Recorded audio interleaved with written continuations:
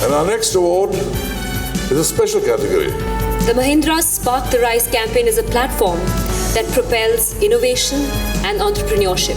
So let's take a look at the nominees.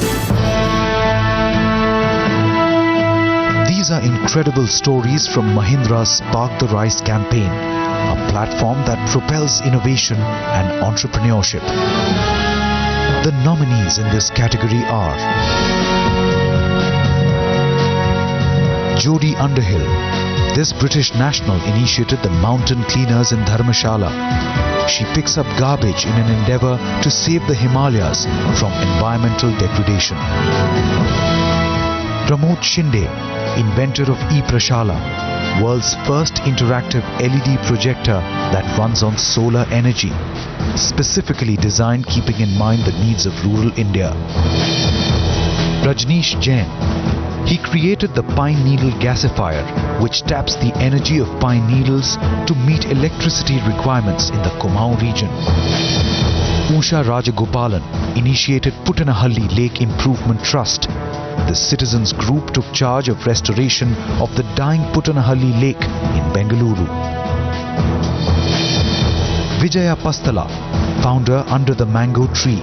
The NGO initiates farmers into low-cost beekeeping that not only gives high-quality honey, but improves farming yields in a unique way.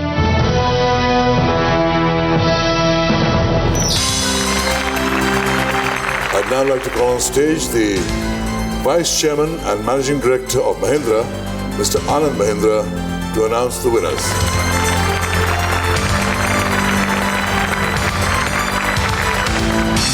Mountain cleaners.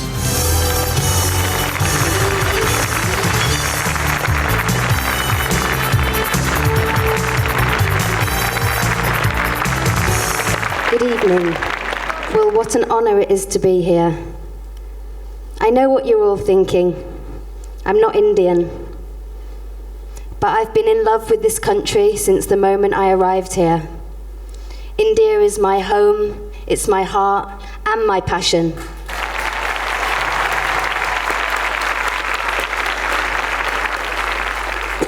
When I came here 3 years ago, I was amazed to see this beautiful country was so dirty. I never imagined that 3 years later, I would be receiving an award for trying to clean it up. I would also like to sincerely thank Mahindra Group for Spark the Rise, an amazing platform, an amazing competition. We've entered 3 rounds, haven't been successful in any of them in a bid to win funding, but without that competition, I would not be here today accepting this award. So thank you. Thank you.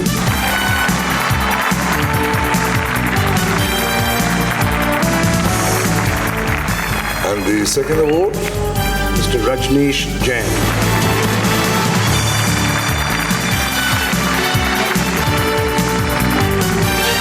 Thank you, Spark the Rise, for giving me an opportunity to be here today. This award actually goes to a mountain woman whose indomitable spirit in running her family, running her farm, doesn't tire her out, actually. Thank you once again. Ladies and gentlemen, the show is called Amazing Indians, but it may as well be the amazing universe, because today we are surrounded by people who are bringing about enormous change, harnessing the power of technology. You have totalitarian regimes that are being toppled by people power. You have a mayor of tsunami-hit Japan who raises funds via YouTube. And I hardly think you can become president of the United States today without the help of Facebook or Twitter. And so what you're seeing emerging is the power of mass movements.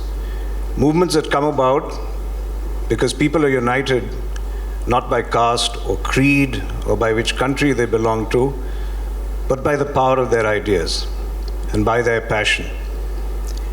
The challenge for us, of course, is to make sure that these movements are used to drive positive change, to do good.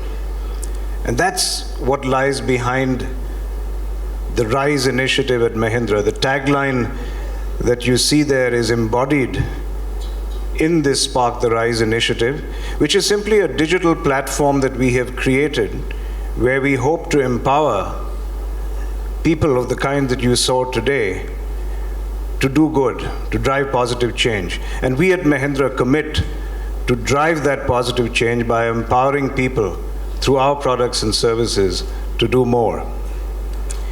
You wake up every day and it's a challenging world. It's a hostile world. I pick up the newspaper, the Times newspaper, of course, every day, and I'm astounded and depressed by the iniquity I see, by the injustice, by the deprivation and the depravity. And then I think of the amazing Indians. And I ask myself whether I have any right at all to be discouraged or dispirited. And so instead of crawling back into bed, I go out to work, inspired once again. So thank you Times Now, Vineet, Sunil, Arnab, for giving me a new source of inspiration. Thank you.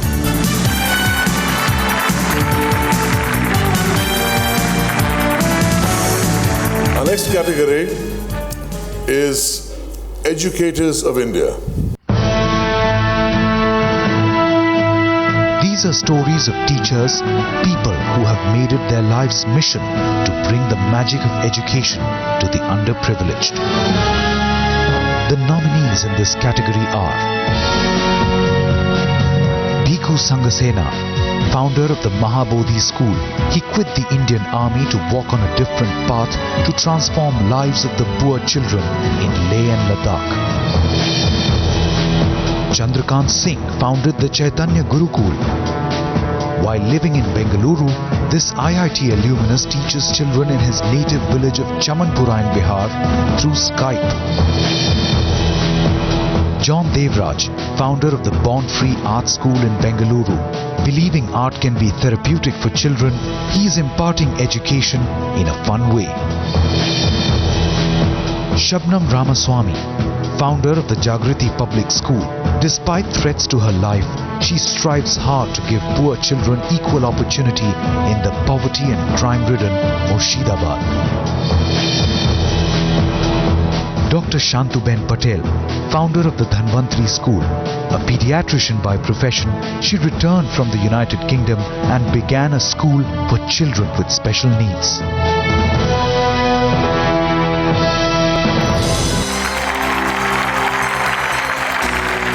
He's a man who's brought issues of his home state to center stage in New Delhi. A man who has been Chief Minister of Jammu and Kashmir for over 15 years. A man whose energy is the envy of many. May I call up on stage the Minister for Non-Conventional Energy, Mr. Farooq Abdullah.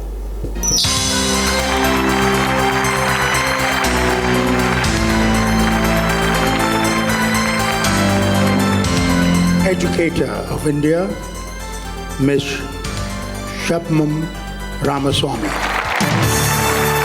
Sadly, Shabnam could not be with us today, but I would ask her son to come on stage and please collect the award on her behalf.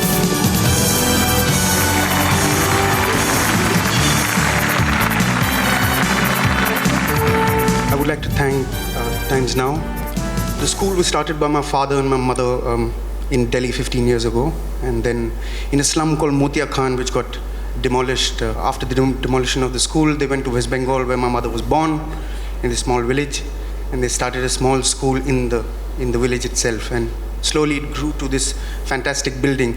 It is actually all the women there, and the families, the children, Shabnam, my father, it's all their effort that is now come to something, and it's making a difference in a lot of people's lives. I'll only say one thing. Teachers are the builders of this nation. Hindi में हम कहते हैं कि जब आप एक brick बनाते हैं तो उसके लिए एक सांचा होता है. जैसा सांचा होगा वैसे ही ब्रिक निकलेगी. और ऐसे ही टीचर हैं जो कल के वतन को बनाएंगे. This nation will become great or small or disappear. It'll be up to the teachers of this land. And to your mother, tell her that there was one fellow from the mountains who wished her well, because she is going to make the future of this nation. Moving on to our next award category, we have a category called Eco Saviors. These are people driven by a deep commitment to conserve our fragile ecosystems and precious resources. And the nominations are Cheryl D'Souza, an anti-mining activist. She has been christened as the Tigress of Kepe for her aggressive campaign against the mining mafia in South Goa. Chogalal Soni, a 63-year-old goldsmith turned farmer who challenged the arid weather of Thar Desert to create an oasis. He now boasts of a fertile farm on a parched land. Muhammad Dilawar, he initiated Save the Sparrow campaign, or the SOS. His efforts have helped in saving these tiny birds in Nasik. March 20th is now celebrated as World Sparrow Day. Pandurang Hegde, founder of the Apiko movement. Based on the idea of the Chipko movement, Apiko has compelled the Forest Department to change its policy on felling of trees in the Western Ghats. Dr. R.K. Sinha, a dolphin conservationist. His research on the Gangetic dolphins led to the conservation of these nearly extinct mammals. It's for his efforts that dolphin is now our national aquatic animal.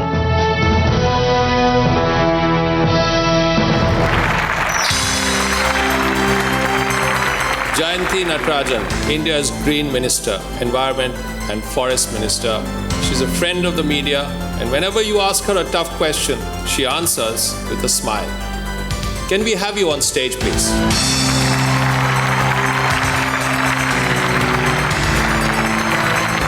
The Eco Savior Award goes to Cheryl D'Souza.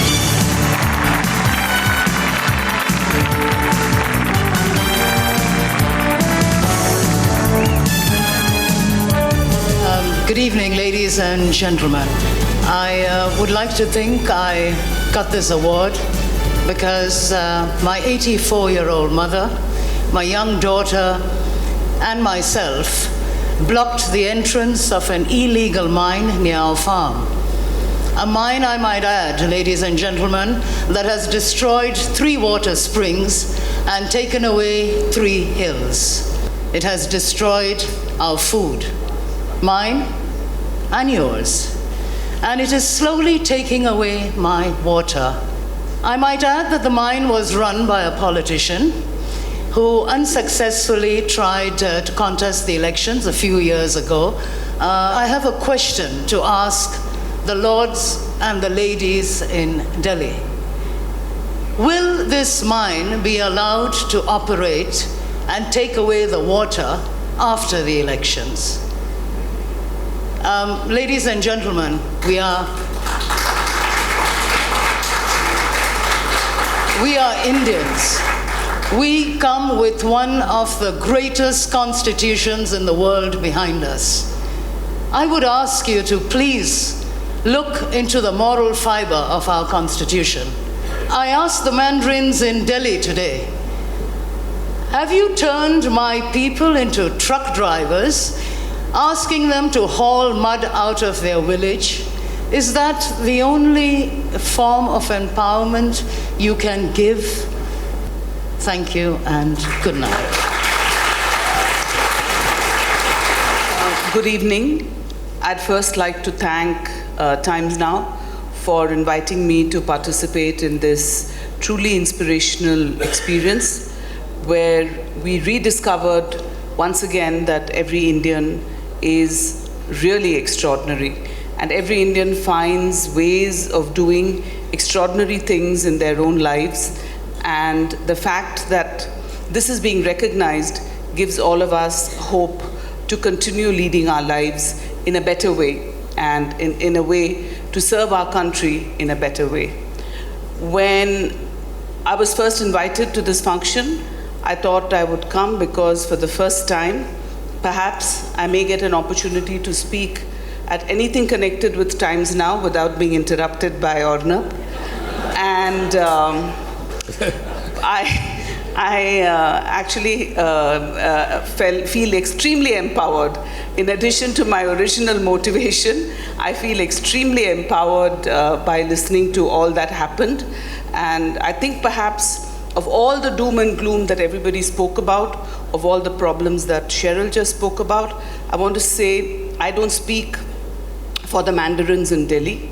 I speak only for myself.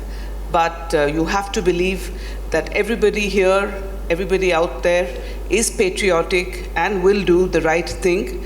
And as somebody who's giving an environment award, I'd like to say something that really humbled me when I came in charge of this ministry, and that is, you are not Atlas carrying the world on your shoulders. Always remember that the planet is carrying you. This is something I think about every single day when I go into that office, and I can assure you, and I can assure every single one of you, that we will continue to do our duty and do our duty to save our planet as far as the environment is concerned. Thank you very much.